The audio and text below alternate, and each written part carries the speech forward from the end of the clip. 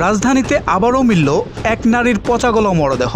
গতকাল ১৬ জুন মঙ্গলবার সন্ধ্যায় মিরপুরের কাজীপাড়ার একটি বাসার দরজা ভেঙে ২০ বছর বয়সী রাবেয়া নামের এক গৃহবধূর অর্ধগলিত উদ্ধার করেছে পুলিশ।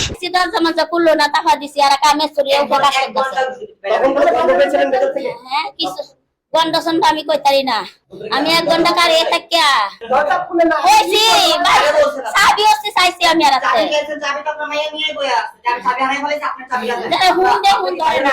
প্রাথমিক তদন্তে এটি বলে ধারণা করা হচ্ছে।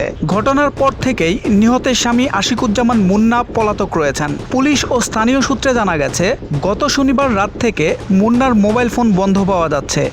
এর আগে তিনি ঘর থেকে বের হওয়ার সময় বাড়ির মালিককে জানিয়েছিলেন, আমি গতকাল ওই মেয়েটার মা আসছিল গেটে, মানে অনেকক্ষণ পিড়াইছে, খোলে নাই, না খুললে মেয়েটা চলে গেছে। আজকে আমি 7 তলায় উঠছি, উঠার পরে দেখি যে স্মেল করতেছে, গন্ধ আসতেছে। তো কিসের গন্ধ? পরে আমি ওই দরজার একটু নাক দিয়ে শুনলাম যে বিকট গন্ধ। তখন আমি বলছি যে আমার ছেলেরে নিহতের মা জানান, বিগত 5 দিন ধরে তিনি মেয়ের মোবাইল ফোন বন্ধ পাচ্ছিলেন। কোনো যোগাযোগ করতে না পেরে মঙ্গলবার তিনি মিরপুরের ওই বাসায় আসেন।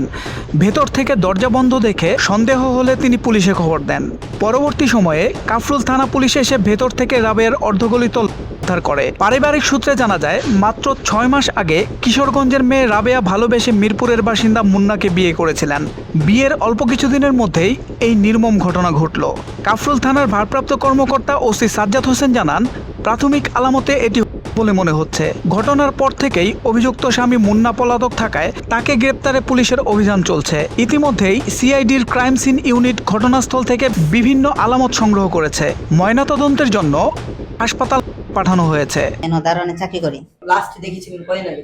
আপনি মনে করেন 3 দিন আগে ঝগড়া করে উপরে আসছিল। এর পরের দিন রাত 12টার সময় বলছে কাজী হোটেল থেকে আমি খাবার নিয়ে আসি, এতটুকু বেলা বের হয়েছে। তারপর আর আসা নাই, বাদে অনেক রাত হয়েছে। তারপর তালা দিয়ে আমি গেটে দিয়ে ঘুমাই গেছি। ওরা স্বামী স্ত্রী তো, খোলার নাম হয়েছে মুন্না। এই যে আমরা মনে করেন উপরে ছাদে মিস্ত্রি কাজ করতেছে, তারপর বন্ধ পাইছে।